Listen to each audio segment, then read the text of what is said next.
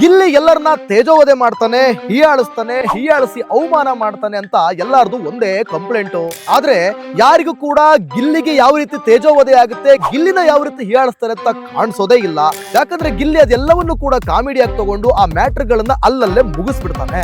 Friend ಸ್ನೇಹ ಅಂತ clarification ಕೊಟ್ಟ ಮೇಲೂ ಕೂಡ ಗಿಲ್ಲಿನ ಅಣ್ಣ ಅಂತ ಕರೆಯೋದು, ಅವ್ರ ಅಮ್ಮನ ದೊಡಮ್ಮ ಅಂತ ಕರೆಯೋದು ಕೂಡ ನೋಡೋ ಜನರಿಗೆ ಗಿಲ್ಲಿ ಸರಿ ಇಲ್ವೇನೋ ಅಂತಾನೆ ಅನ್ಸೋದು. ಅಷ್ಟೇ ಯಾಕೆ, ಇದೇ ಕಾವ್ಯ ಗಿಲ್ಲಿ ಅವ್ರ ಅಮ್ಮನ ಹತ್ರ ಫೋನ್ ಅಲ್ಲಿ ಮಾತಾಡೋ ನಾಟಕ ಮಾಡ್ಬೇಕಾದ್ರೆ ಹೆಣ್ಮಕ್ಳ ಜೊತೆ ನಿಮ್ ಮಗ ಬೆಳೆದಿಲ್ವಾ ಅಂತ ಕೇಳಿದ್ದು ಕೂಡ ಒಂದು ತೇಜೋವಧನೆ. ಆದ್ರೆ ಗಿಲ್ಲಿ ಅದನ್ನ ಕಾಮಿಡಿಯಾಗಿ ತಗೊಂಡಿದ್ದಕ್ಕೆ ಅದು ಮ್ಯಾಟರ್ ಆಗ್ಲಿಲ್ಲ. ಗಿಲ್ಲಿ ಜೊತೆ ರಘು ಇದ್ದಿದ್ರಿಂದ ರಘುಗೆ ಹೈಪ್ ಸಿಕ್ಕಿದ್ದು. ಆದ್ರೆ ಅದೇ ರಘು ಅದನ್ನ ತಿಳ್ಕೊಂಡು ಕೂಡ ಗಿಲ್ಲಿ ಬಗ್ಗೆ ಗೊತ್ತಿದ್ರು ಕೂಡ ಗಿಲ್ಲಿ ತಟ್ಟೆ ಹಿಡ್ಕೊಂಡು ಮುಂದೆ ಬಂದ್ಬಿಡ್ತಾನೆ ಅಂತ ಹೇಳಿ ಆ ರೀತಿಯಾಗಿ ಹೀಯಾಳಿಸಿ ಮಾತಾಡಿದ್ದು ಕೂಡ ಒಂದು ತೇಜೋವಧನೆ. ಅದನ್ನು ಕೂಡ ಗಿಲ್ಲಿ ಕಾಮಿಡಿಯಾಗಿ ತಗೊಂಡು ಮುಗಿಸ್ಬಿಟ್ಟ.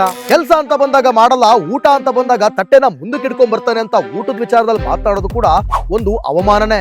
ಗಿಲ್ಲಿಗೂ ರಘುಗೂ ಅಷ್ಟೆಲ್ಲ ಜಗಳ ಆದ್ರೂ ಕೂಡ ಗಿಲ್ಲಿ ಸ್ಮೈಲ್ ಮಾಡ್ತಾ ಮತ್ತೆ ವಾಪಸ್ ನಮ್ಮ ಅಣ್ಣ ಕನ್ನಡ ನೀನು ಅಂತ ಹೇಳುದಲ್ಲ, ಅದು ಆ ವ್ಯಕ್ತಿತ್ವ ಇಡೀ ಕರ್ನಾಟಕದ ರಾಜ್ಯದ ಜನತೆಗೆ ಇಷ್ಟ ಆಗ್ತಾ ಇರೋದು. ನಿಮಗೆ ಅನ್ಸುತ್ತೆ ಕಮೆಂಟ್ ಮಾಡಿ. Thank you.